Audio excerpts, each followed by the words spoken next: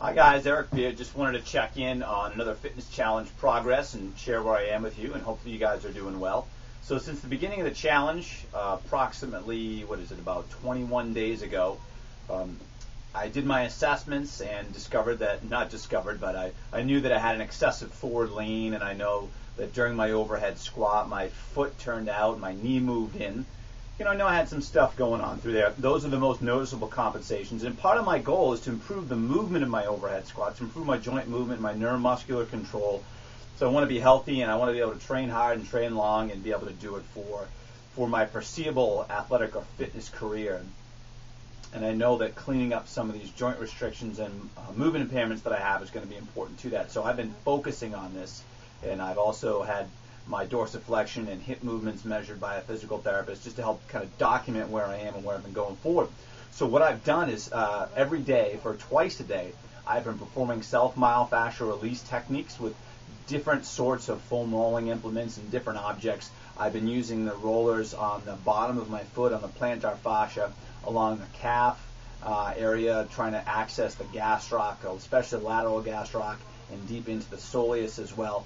I've been spending somewhere about 5 minutes in the morning and about at least 5 minutes at night with the myofascial release work. I've also been performing static stretches for the gastroc, and I've also been doing it a little bit more the bent knee. And I understand that you're still improving dorsiflexion, but the recommendations oftentimes is given that if there seems to be more tension in the heel cord and the Achilles tendon, that taking the gastroc out of it can help you get into that a little bit more. That's some of the thoughts that you get many times from physical therapists. So I've been listening to what they've said, and I have been trying that, and I've also been doing my straight leg. I have also been trying to do some joint mobilization work on myself with a belt and a strap to get my subtalar joint to move, my first metatarsal phalangeal joint to move, and my calcaneus to move, because after a week or two, I realized that I was rolling and stretching but still felt pretty tight. Like I felt like I was standing taller, like I was moving a little bit better. My squat had improved just a little bit. But for the time that I was putting in, I wasn't feeling much of a difference. So I went to see David Nolan of Bay State Physical Therapy, who is adjunct faculty for Northeastern University, handles the education for all of the Bay State Physical Therapy clinics, and is based out of the Reggie Lewis Track and Field House.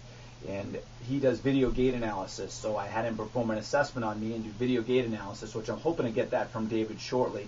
He's got a whole collection of assessments, and mine's kind of in the middle of it, and he's got to get it back, and then I'm going to share that with everyone.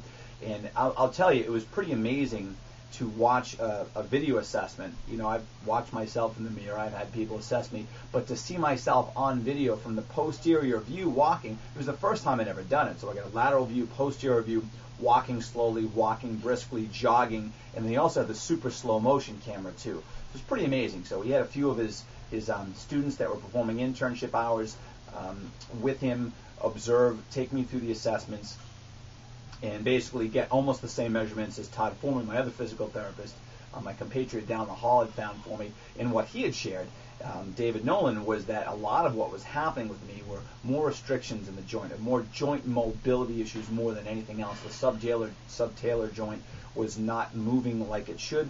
My first metatarsal phalangeal joint, so my big toe was not extending, which I kind of knew these things, and and he also said that my calcaneus wasn't everting like it should, which was kind of news to me. But it was great to see on video, and it's very difficult to mobilize those joints on your own. There's some tricks you can try, but it's pretty tough to do. So what I've done, since I'm committed to this, I want to move better, I want to improve the movement of my ankle, the stability of my lumbar-pelvic hip complex, because I understand the importance of it. So I went to see another one of my friends, Kristen Moore, who's a fantastic physical therapist at Integrative Therapeutics, and she's been helping me with manual joint mobilizations multiple times per week, just 10 or 15 minutes, helping me get the mobilizations, really helping me improve the movement of the subtalar joint, a little bit at the first MTP, and I'll tell you, it's completely different. I'm not going to share the numbers with you yet, because I'm going to get my camera out and let her document what I've done. I will reshoot my video about a month in, so during this process, I'm going to show you where I am a month in, but I feel completely different. I still have other places to go. I'm not perfect by any means, but night and day over the last month. So it's one of those things that I've always told people as trainers and corrective exercise specialists.